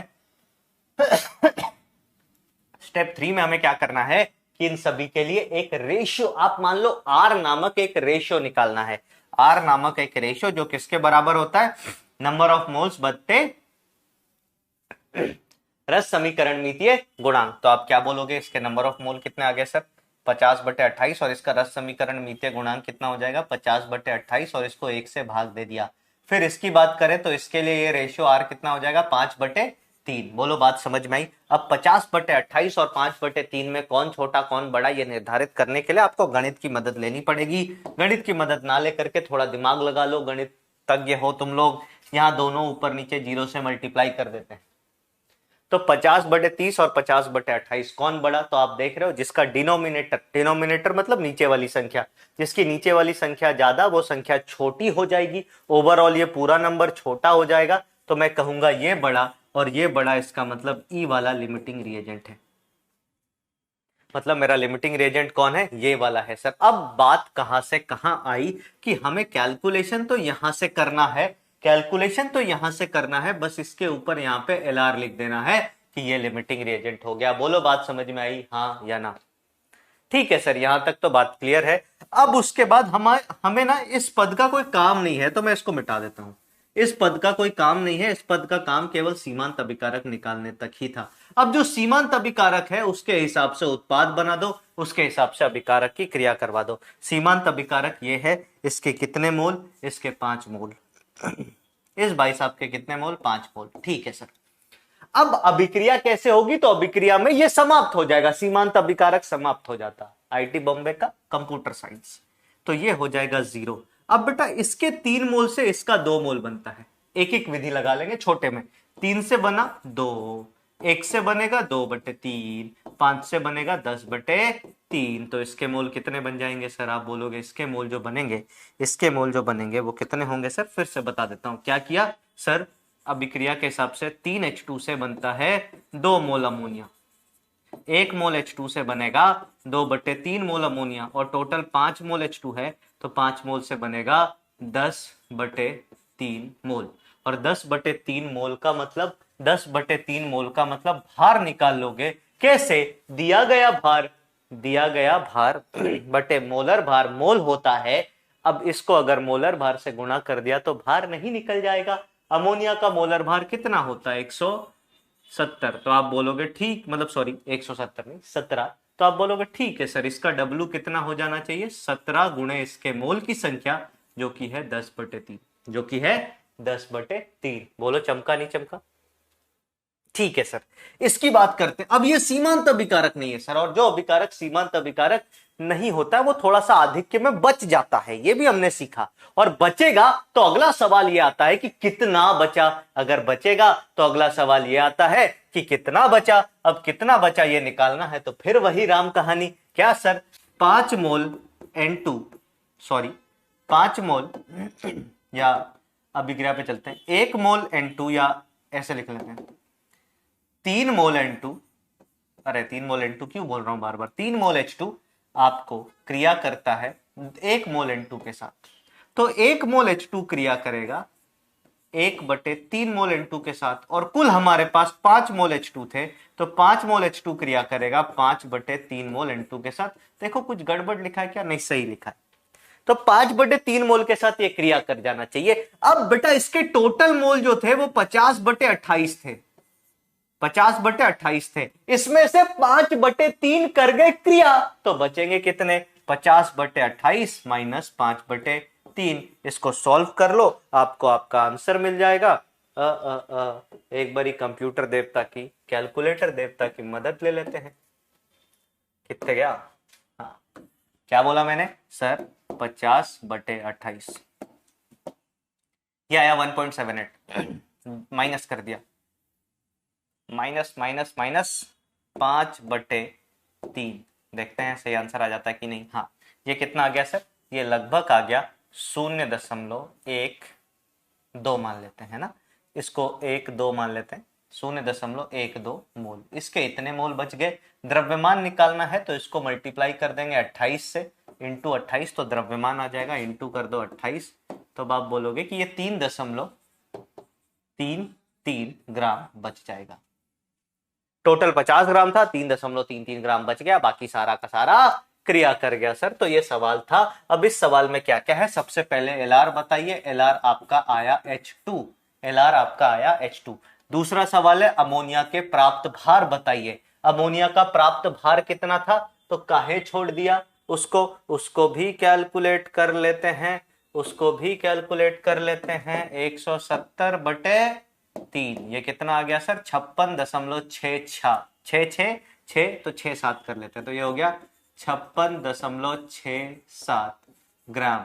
फिर बचे हुए अभिकारक का भार बता दीजिए, बचे हुए अभिकारक का भार बता दीजिए, तो ये आ गया 3.33 ग्राम। अब बेटा एक और दिमाग लगाने वाला बालक एक और काम कर सकता है, वो बोलेगा कि सर अमोनिया का भार और बचे हुए अभिकारक का भार बराबर होगा 50 + 10 के, जोड़ के देख लो। सोचना कि ऐसा क्यों बोला मैंने, तो समझ में आएगा कि क्यों ऐसा बोला। बचे हुए अभिकारक का भार और प्राप्त उत्पाद का भार शुरुआत में जितने अभिकारक लिए थे उनके भार के बराबर होगा। ये सोचोगे तो मजा आएगा। ये सवाल हो गया। फिर से बताता हूं क्या किया सर मैंने। सबसे पहले सीमांत अभिकारक पता किया, सीमांत अभिकारक पता करने के बाद मोल्स में सारा कैलकुलेशन किया, कौन कितना बना कौन कितना बचा डिसाइड करने वाला मालिक, सबका मालिक सीमांत अभिकारक। ठीक है, आगे बढ़ते हैं सर अगले सवाल पे। अगला सवाल किधर गया? चलो एक जेई मेंस का सवाल कर लेते हैं। फिर जेई मेंस के सवाल लेके आए आपके लिए, ताजा ताजा जेई मेंस के सवाल। देखो ये एक सवाल है जो अभी 2019 जेई मेंस जनवरी में आया। सवाल क्या है सर? निम्न अभिक्रिया के लिए 445 ग्राम C57H110O6 से उत्पादित जल का द्रव्यमान होगा। यह अभिक्रिया है, दे रखी है क्या? 2 C57H110O6 163 ऑक्सीजन के साथ क्रिया करके 114 कार्बन डाइऑक्साइड और 110 पानी बनाते हैं। अब ये जेईई मेन का सवाल है, बहुत सिंपल सवाल है सर, बहुत ही ज्यादा सिंपल सवाल है। आपको 1 मिनट का समय देता हूं, इसको हल करने की कोशिश करें, फिर मैं इसको सॉल्व करूंगा। तब तक मैं लिख लेता हूं कि हमें क्या क्या दिया है और अभिक्रिया भी लिख लेता हूं। जब तक आपको समय देता हूं, आप वीडियो पॉज करके सॉल्व भी कर सकते हैं। हमारे पास 2 मोल है 57 H110 और O6 के। इसकी क्रिया 163 मोल ऑक्सीजन के साथ कराई गई और ये आपको बना के देता है 114 कार्बन डाइऑक्साइड और 110 H2O। पूछा यह है निम्न अभिक्रिया के लिए इतना ग्राम इससे, इसका वजन दे रखा है W 4-4-5 ग्राम। कितना दे रखा है सर? 4-4-5 ग्राम। तो सबसे पहले चीज, सबसे पहला चैलेंज जो इस सवाल में ये है कि इसका कुल द्रव्यमान निकालना है ना। बहुत बड़ा मॉलिक्यूल है तो कुल द्रव्यमान निकालना, मतलब मोलर मास mm इस बढ़ के कंपाउंड का कितना होगा सर? तो 57 है कार्बन जिसका भार होता है 12, 57 इंटू 12। मैं यहां पे निकालता हूं और ठीक है 57 इंटू 12, यह का ले लिया हमने। अच्छा, और ये तो अपने मर्जी से लिखते जा रहा है। 57, अरे भाई, इंटू 12 प्लस 110 इंटू 1। थोड़ा सा इसको इधर लिख लेते हैं, नहीं तो मजा नहीं आएगा। चलो, अच्छा, ये दिया था W, ये W निकाल रहे थे हम, है ना। कलर बदल लेते हैं तो आपको दिखेगा, चमकेगा। हाँ भैया, तो इसका मोलर मास कितना हो जाएगा? मोलर मास हो जाएगा 57 इंटू 100 या 57 इंटू 12 प्लस 110 इंटू 1 और प्लस ऑक्सीजन 6 है ना, तो 6 का मतलब 6 इंटू 16। अब इसको निकालने के लिए बहुत सारे तरीके हैं, आपको तो खुद कैलकुलेट करना है। मेरे पास कैलकुलेटर देवता का, मेरे को वरदान प्राप्त है। आपको अगर वरदान दे भी दे कैलकुलेटर देवता तो प्लीज उसको प्रयोग ना करें, वो आपकी बर्बादी का पहला कारण हो सकता है। प्लस 6 इंटू 16, ये आ गया 890 ग्राम। कितना आ गया सर? 890 ग्राम। बोलो हाँ ना। मोलर भार इसका 890 ग्राम है, तो नंबर ऑफ मोल्स कितने हो जाएंगे सर? आप बोलोगे नंबर ऑफ मोल्स हो जाएंगे इसके 445 बटे 445 बटे 890। और ये मेरे हिसाब से, मेरे को तो चमक रहा है 1/2 मोल है। कितना मोल है? 1/2, मतलब 0.5 मोल अगर इसके हैं। अब बेटा रस समीकरण मीति क्या बोलती है? रस समीकरण मीति बोलती है कि इसके 2 मोल से, इसके 2 मोल से इसका 110 मोल बनता है, तो 1 मोल से बनेगा 55 मोल। 1 मोल से इसके बनेगा 55 मोल और 0.5 मोल से बनेगा 0.5 इंटू 55। 0.5 इंटू 55 और 0.5 इंटू 55 मेरे हिसाब से 16.5 आ जाना चाहिए। इतना आ रहा है क्या? नहीं नहीं, 15 इंटू 15, ये कितना हो जाएगा? 25 इंटू 11 हो जाएगा ना। ये 25 इंटू 11 हो जाएगा मेरे हिसाब से। इधर 5 भेजे तो 2.5 इंटू 11, तो ये 27.5 मोल आ जाएगा। कितने मोल आ गया सर? 27.5 मोल आ गया। अब 27.5 मोल किसके हैं? जल के। अब देखो ऐसे सोचो, कैलकुलेट करना ना, और वैल्यू बहुत दूर दूर दे रखी है, तो तुम्हें पता है इसको। मान लो मैंने मान लिया कि अच्छा सर 30 मोल से थोड़ा सा कम होगा, 30 मोल से थोड़ा सा कम होगा। कितना कम होगा देख लेंगे, अभी तुम ठहरो तो, थमो तो थोड़ा। ठीक है सर, 30 मोल, 30 मोल का मतलब, 30 मोल जल का मतलब होता है 30 इंटू 18।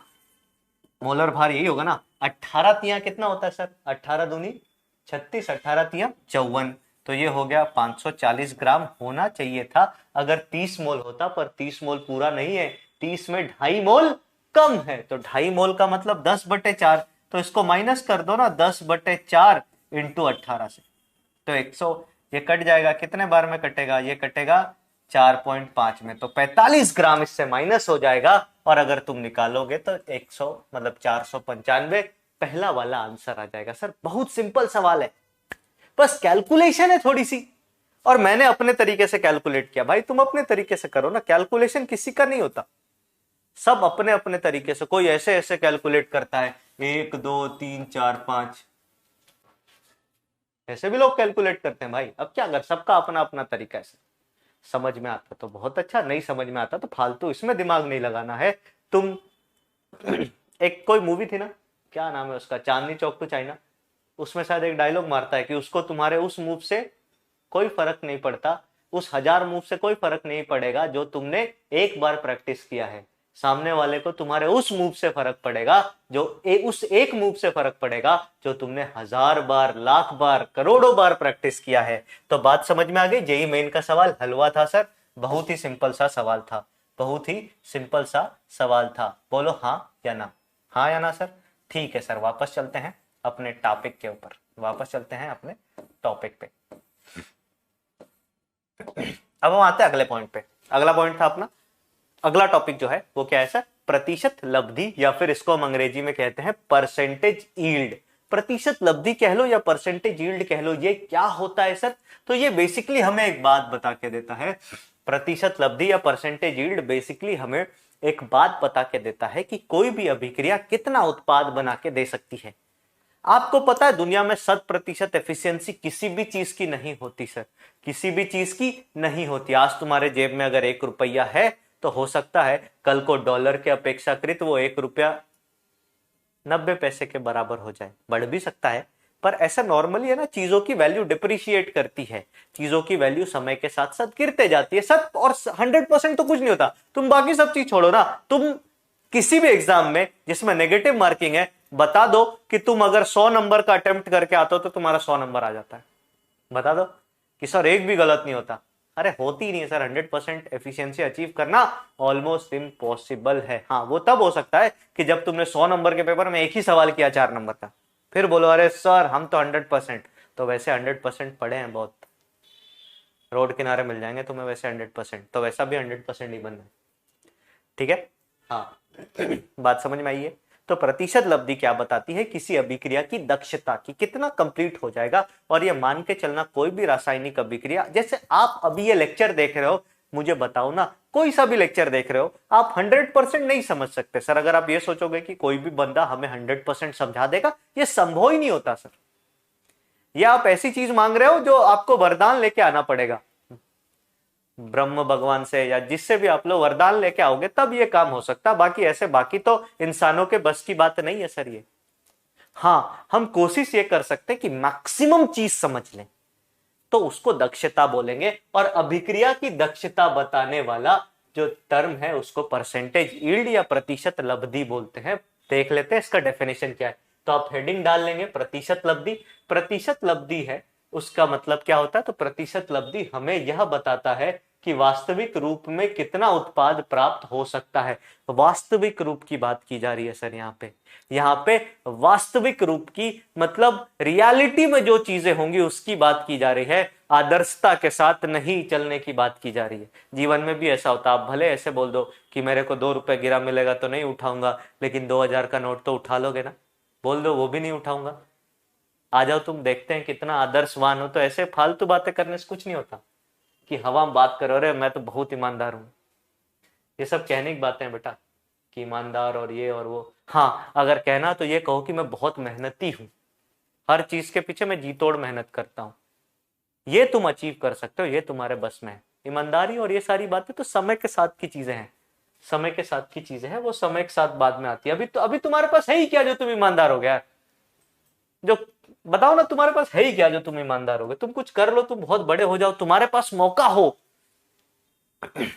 मान लो कल को अधिकारी बन गए बहुत बड़े, तुम्हारे पास कोई घूस देने आया 1 करोड़ का कि भैया हमारा टेंडर पास करवा दो, और तुमने मना कर दिया, बोला नहीं हमें पैसा नहीं चाहिए भाई, ईमानदारी से काम होगा, आप काम करो पैसे ले जाओ, तब ईमानदारी हुई ना भाई। अभी तुम 10 रुपए के लिए ईमानदारी की बात करो, 10 रुपए में क्या ईमानदारी होती है यार।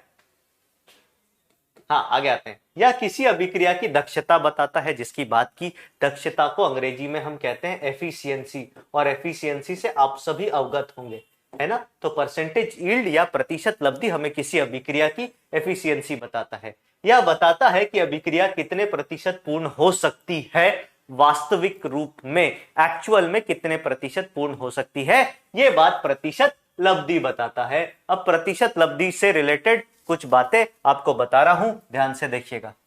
प्रतिशत लब्धि का एक फॉर्मूला होता है, एक सूत्र होता है, उसको आप लिख लीजिए। प्रतिशत लब्धि जो है ये बराबर होती है, प्रतिशत लब्धि ये बराबर होती है वास्तविक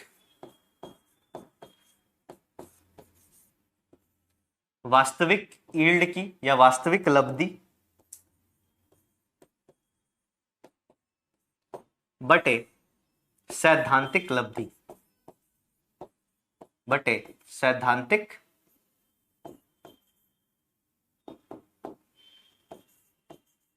लब्धि के। अब सैद्धांतिक लब्धि क्या होती है सर, और इसको 100 से मल्टीप्लाई कर दिया तो ये परसेंटेज आ गया। अब आपसे एक सवाल आपके मन में आएगा कि सर ये सैद्धांतिक लब्धि क्या होती है, सर ये सैद्धांतिक लब्धि क्या होती है। तो सैद्धांतिक लब्धि वो है जो आपको एसएम सर ने पढ़ाया था अभी तक कि भैया कुछ नहीं मानते हुए इतना ग्राम है तो इतना बनेगा, उतना ग्राम है तो उतना बनेगा, ये मानते हुए जो सवाल करोगे ये सैद्धांतिक लब्धि का सवाल है सर।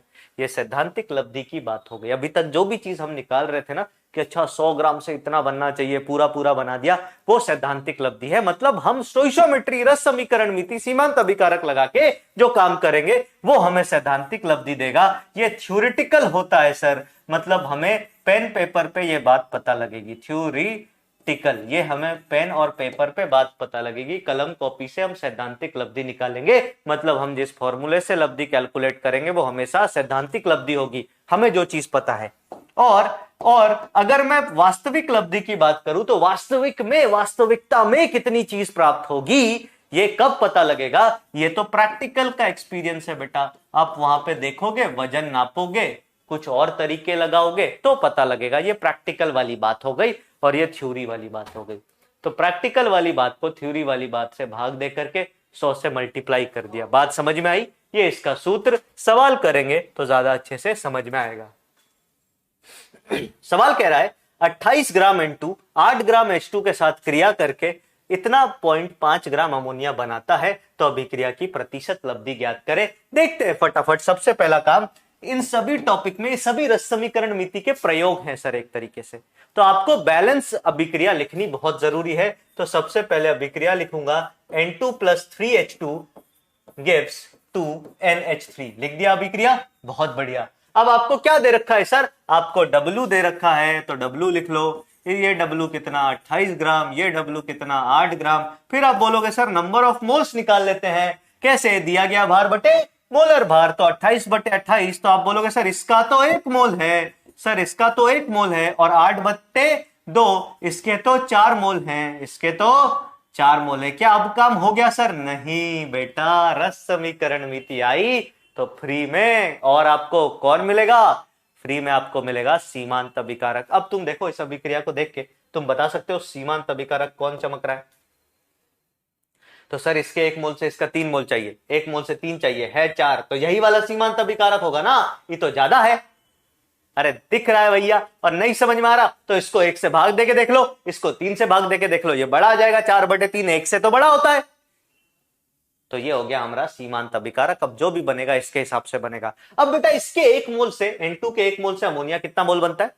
जल्दी जल्दी बताओ। N2 के 1 मोल से अमोनिया कितना मोल बनता है? बताओ फटाफट। तो आप बोलोगे सर N2 के 1 मोल से ये तो 2 मोल बनता है, ये तो 2 मोल बनता है। और N2 के 1 मोल से अगर ये 2 मोल बनता है तो बेटा इसका द्रव्यमान कितना होना चाहिए? तो W अमोनिया कितना होना चाहिए? आप बोलोगे सर W अमोनिया जो है वो होना चाहिए, मतलब मोल की संख्या इंटू इसका मोलर भार जो कि 17 होता है। आप बोलोगे सर 34 ग्राम प्राप्त होना चाहिए।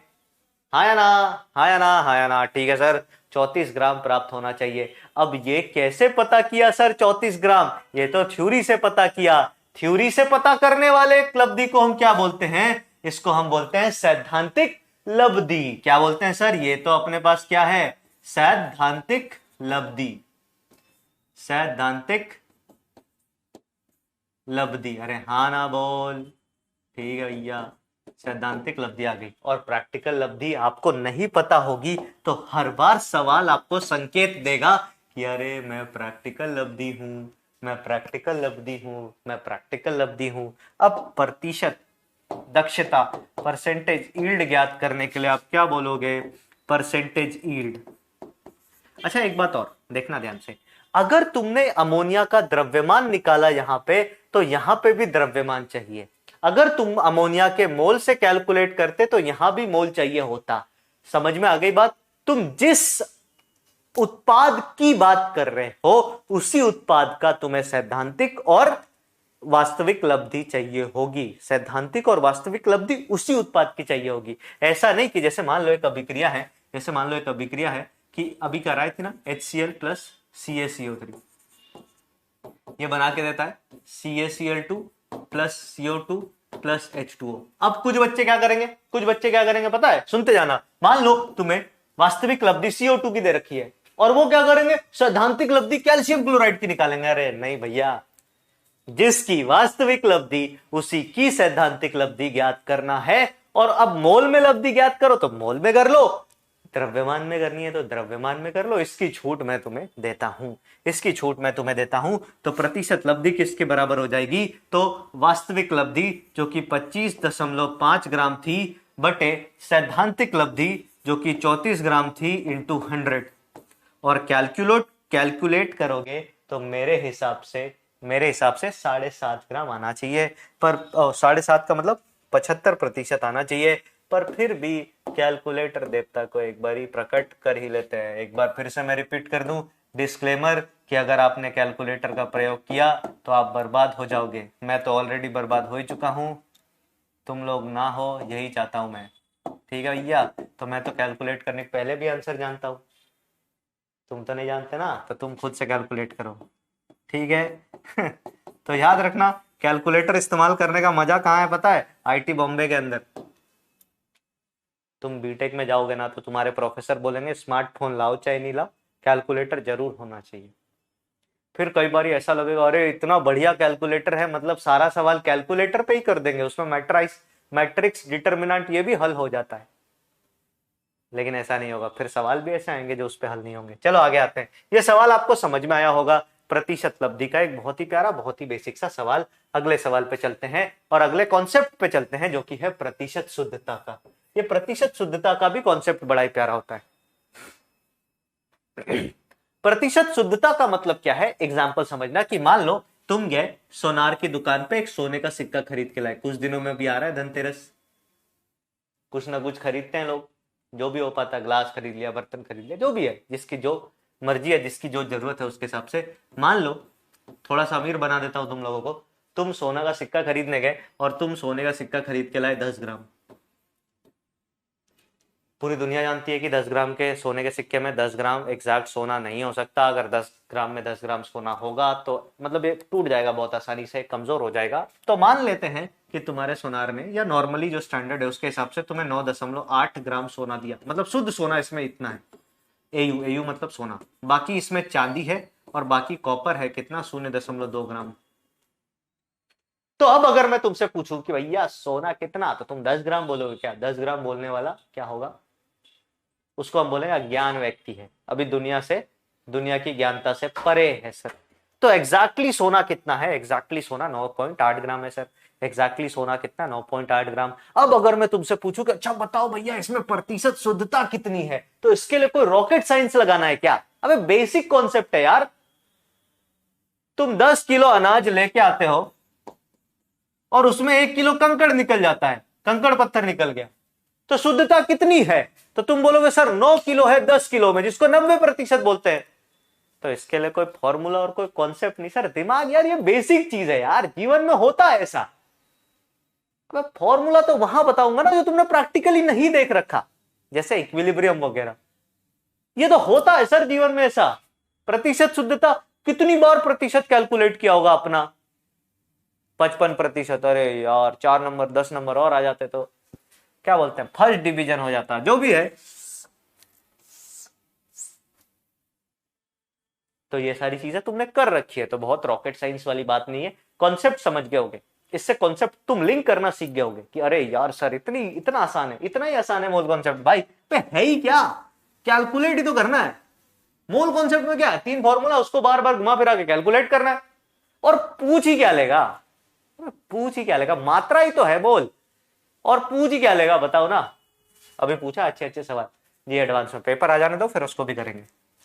हाँ भाई, फॉर्मूला क्या है, प्रतिशत शुद्धता का शुद्ध नमूने का द्रव्यमान बटे नमूने का कुल द्रव्यमान इंटू 100।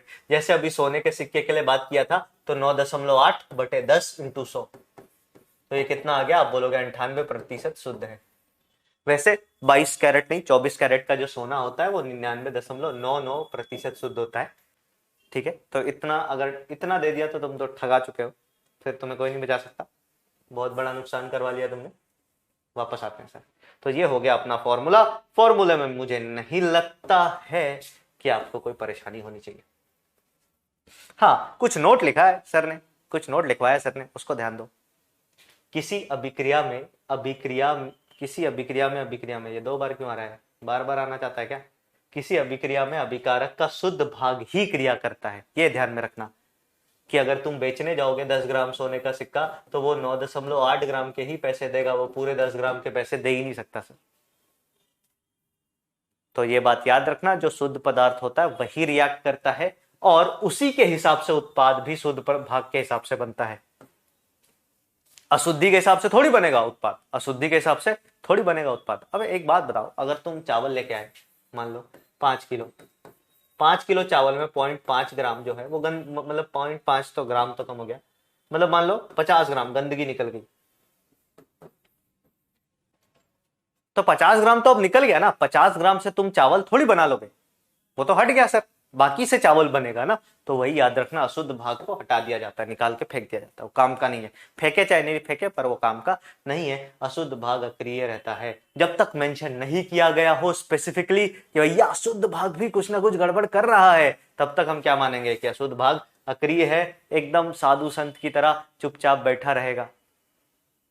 समय आने पे तुम्हें ज्ञान देगा। अब समय कब आएगा, जेई के पहले सीख जाओ तो पहले आ गया, जेई के बाद सीखो तो बाद में आया। इसका भी एक सवाल कर लेते हैं।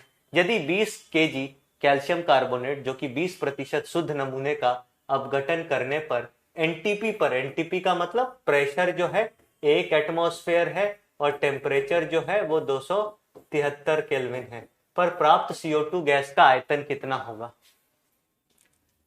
सिंपल सवाल है, बहुत कठिन नहीं है, पर कठिन बनाया जा सकता है आपके सोचने के तरीके से। देखते हैं सर, देखते हैं। अब भैया 20 किलो है, पहले तो कैल्शियम कार्बोनेट है तो अभिक्रिया लिख लो। मैंने बोला ना इन सभी रिएक्शंस में आपको अभिक्रिया लिखनी बहुत जरूरी है। ये बना के देगा गर्म करने पे, तापीय विघटन पे, कैल्शियम ऑक्साइड प्लस CO2। ठीक है सर, इसका कितना ग्राम है? तो इसका 20 केजी है, पर क्या 20 केजी पूरा का पूरा शुद्ध है? नहीं सर, 20% ही शुद्ध है। अब 20 केजी का 20% निकालने के लिए तुम्हें चांद पे ले जाके सिखाना पड़ेगा क्या, कि तुम खुद बोलोगे कि सर इसमें क्या प्रतिशत लब्धि? ये तो ऐसे ही सवाल है, बहुत सिंपल। क्या कि 20 केजी का 20% मतलब होता है 4 किलोग्राम। अब 4 किलोग्राम को आपको पता है मोलर मास वाला फॉर्मूला हमेशा ग्राम में ही लगेगा, तो W कितना होगा सर? W कितना होगा? 4000 ग्राम। इसका W अगर 4000 ग्राम है तो नंबर ऑफ मोल्स कितने होंगे? 4000 बटे 100, इसका मोलर भार ये हो गया 40 मोल। और अगर बेटा इसके 40 मोल है तो CO2 कितना बनना चाहिए? CO2 कितना बनना चाहिए? तो रस समीकरण मीति के हिसाब से 1 से 1 मोल बनेगा, तो 40 से 40 मोल बन गया, 40 से 40 मोल बन गया। अब 40 मोल CO2 का आयतन बोला है किस पे? एनटीपी पे, मतलब प्रेशर 1 एटमॉस्फेयर, टेम्परेचर 273 केल्विन। इसका मतलब मोलर आयतन कितना है? 22.4। इसको इससे मल्टीप्लाई कर देंगे तो आयतन ऑफ CO2 कितना आ जाएगा? 22.4 इंटू 40, जो कि कितना हो गया सर? 4 चौके 16, 6 एक हाथ में, पॉइंट हटा के जीरो उड़ा दो, है ना। 4 चौके 16 एक हाथ में, 4 दूनी 8, 1 9 और 296 लीटर आंसर हो जाएगा। एक बार फिर भी चेक कर लेना, कंफर्म कर ले। अच्छा 296 कैसे यार, 896 है ना, 896 लीटर आंसर हो जाएगा। एक बार चेक कर लेना सही है कि गलत। अगर गलत होगा तो आंसर तो कॉन्सेप्ट तो सीख गए ना, कॉन्सेप्ट सीखना, आंसर तो तुम निकालना सीख ही जाओगे। आंसर निकालना जिंदगी नहीं है, जिंदगी है कि कैसे आया ये समझ जाना, जिंदगी है कि कैसे आया ये समझ जाना। अगला सवाल आपकी कंप्यूटर स्क्रीन पे अगला सवाल आपकी कंप्यूटर स्क्रीन पे, जो कि आपके लिए है होमवर्क का सवाल, जो कि आपके लिए है होमवर्क का सवाल। उसके बाद अगला सवाल आपकी कंप्यूटर स्क्रीन पे, जो कि आपके लिए फिर से है होमवर्क का सवाल। ये सवाल रिपीट हो गया है तो इसको डिलीट कर देते हैं यहाँ से, है ना। ये रिपीटेड सवाल है तो इसको हटा दिया जाएगा अभी आपको पीडीएफ जब दी जाएगी। और उसके बाद अगला सवाल, this is a good question, this is a good question, अच्छा सवाल है, ये भी आपका होमवर्क है। तो ये कुछ होमवर्क प्रश्न हो गए, ये कुछ होमवर्क प्रश्न हो गए। जेई का एक और बढ़िया सवाल लाया हूं आपके लिए, उसको देख लेते हैं। मतलब बढ़िया क्या, ताजा ताजा सवाल। बढ़िया सवाल क्या होता है, जेई मेन से बढ़िया सवाल आना ही बंद हो गया यार। और ये टॉपिक भी नहीं है वैसे बढ़िया सवाल आने का, बढ़िया सवाल आते हैं थर्मोडायनेमिक्स से, इलेक्ट्रोकेमिस्ट्री से, फिर आपका हो गया आयनिक इक्विलिब्रियम से। सवाल तो यहां से आता है, ये सब टॉपिक में कोई वजन नहीं है फिजिकल केमिस्ट्री में। और तुम्हें तो उसको भी ऐसा बताऊंगा ना, तुम बोलोगे अरे सर इतना आसान था, पता नहीं हम कहाँ फंसे पड़े थे आज तक। हाँ भैया, तो जेई मेंस 2000 अरे और जेई मेंस 2019 में आया हुआ प्रश्न है, देख लो कितना सिंपल सा सवाल है। सवाल कहता है 1 मिनट का टाइम सॉल्व करने के लिए, तब तक मैं सवाल पढ़ रहा हूं, देखते हैं कौन सॉल्व करके इतनी देर में बता देता है। एक गैसीय मिश्रण में ऑक्सीजन और नाइट्रोजन का द्रव्यमान इतना इतना है, इस मिश्रण में इनके अणुओं की संख्या बताइए। मतलब मिश्रण है, एक डब्बा है, इस डब्बे में ऑक्सीजन है और नाइट्रोजन है, चाहे O2 ले लो चाहे N2 ले लो, कोई फर्क नहीं पड़ता, दोनों लोग हैं, आंसर एक ही आएगा, है ना। पर यहाँ पे क्या कह रहा, हाँ गैसीय, एक गैसीय मिश्रण में ऑक्सीजन और नाइट्रोजन। अब गैसीय है तो गैस का मतलब N2 और O2 दोनों होगा। तो O2 कितना है सर, O2 है कितना, तो 1:4। अबे तो कभी भी ऐसा दो ना, दे है ना, कभी भी ऐसा दे, मतलब ऑक्सीजन बटे नाइट्रोजन का अनुपात जो है 1/4 है, तो इसको इसमें मान लो, इसको इसमें मान लो। अगर अनुपात दिया हो, अनुपात में आंसर पूछा हो, अनुपात दिया हो, अनुपात में आंसर पूछा हो, तो सीधा बराबर ले लो भैया, बराबर एकदम, दोनों एक दूसरे के बराबर ले लो। बराबर ले लिया क्या, बराबर ले लिया, तो ई वाला 1 ग्राम, ई वाला 4 ग्राम, खत्म, सवाल ही हो गया। अब देखो कैसे बेटा, अगर ये इतने ग्राम है तो number of moles of O2 निकल जाएगा क्या, ये कितना, 1/32। अरे हाँ ना बोल, हाँ सर, हाँ सर, हाँ सर, ठीक है। और number of moles of N2 कितना, number of moles of N2 कितना, 4/28। हाँ सर, हाँ सर, हाँ सर, इसको काट दे, ये नीचे 7 आ गया, 1/32 और 1/7, तो हम क्या बोलेंगे, number of moles of O2 upon number of moles of N2 जो है ये कितना आ गया, 1/32 बटे 1/7, 7 ऊपर 32 नीचे, कितना आ गया सर, 7/32। अब ये नंबर ऑफ मोल्स है सर, नंबर ऑफ मोल्स है, नंबर ऑफ इनके अणुओं की संख्या कितनी होगी, नंबर ऑफ मॉलिक्यूल्स कितने होंगे। तो बुद्धिजीवी तुम लोग क्या बोलोगे, इसको भी n से मल्टीप्लाई कर दो, इसको भी n से मल्टीप्लाई कर दो। सर दोनों को n से मल्टीप्लाई कर देंगे तो अनुपात आ जाएगा। क्यों करना मल्टीप्लाई, अंत में कट ही तो जाएगा, अंत में कट ही तो जाएगा। तो मोल का अनुपात और अणुओं का अनुपात यहां पे सेम ही होगा सर। तो आंसर आ गया 7/32। आंसर कितना आ गया सर, 7/32। तो आपको कुछ एक सवाल होमवर्क में दे दिया है, कुछ एक सवाल होमवर्क में दे दिया है, कुछ सवाल अपन ने यहां किए, और कुछ सवाल आपको डीपीपी में मिल जाएगा, बढ़िया बढ़िया सवाल। मैं आपसे 2-3 बातें कहूंगा, डीपीपी को अच्छे से सॉल्व करें, खूब मन लगा के सॉल्व करें सर।